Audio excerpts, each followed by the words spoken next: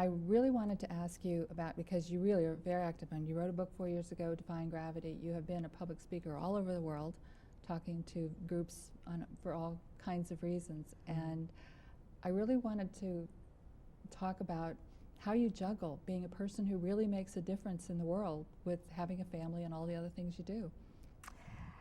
It's, my first inclination is to say it's tough, but I think the tough part is really being clear about your priorities. Mm-hmm.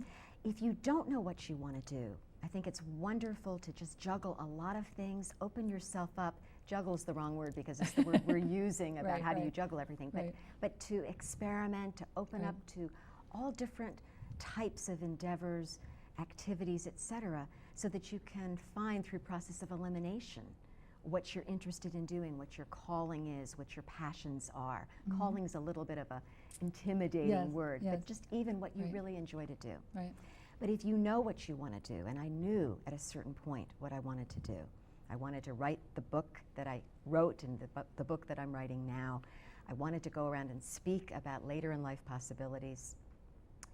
And when you have that kind of clarity, I think that one must, and I hesitate to use that word because I don't like to be prescriptive. Right. I don't like to say you have to do anything. But I think that in general one must decide what's important to them and pare away all the excess. Yes. When I was writing Defying Gravity, I really pared my life down to family, just my dearest of friends, and writing. That's all I did.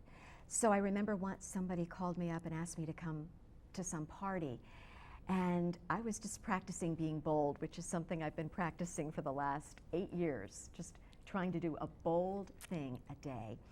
And I said to this woman, instead of making an excuse, which I might normally have done, pretended I was going to be away or I had some other engagement, I said, you know, I'm really not doing parties right now.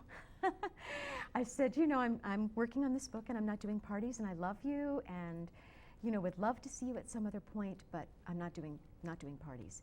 She was so thrilled, in a sense, to hear that honesty. And the honesty wasn't easy for me. But I was really paring my life down, and I'm doing the same thing again now. My circle's expanded a little bit more, the friends. I've made so many friends and connections through writing and through speaking that I have more than I had, particularly women friends than I had 8 years ago when I first started. But I really cut the fluff out, and it's the only way I could do what I'm doing, I think. You know, I think it just isn't the fluff, but you get to a certain point in your life when you realize that your friends are still going to be your friends, even if you don't go to see them this time. Right. You pick up the conversation where you had it last, even if it's a year, even if it's 6 months, even if it's a month or whatever, and it doesn't make any difference, because if you're honest with them and you're honest about your affection for them and whatever, they know it. And although you have the need for connection, it doesn't have to be all the time connection. I agree. And the priorities come that it doesn't need to be all the time. I also, to be honest, have to say that I didn't start writing. I didn't start putting pen to paper. I didn't start doing all the traveling I've been doing, going, you know, around the world, until my youngest went to college.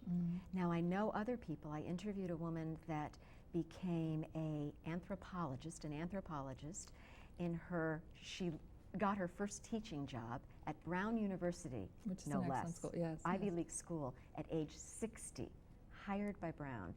But she got her PhD in her 50s. Before that, she didn't even have a high school diploma in her 40s. And her children were home. But she managed it because she created support systems in her life.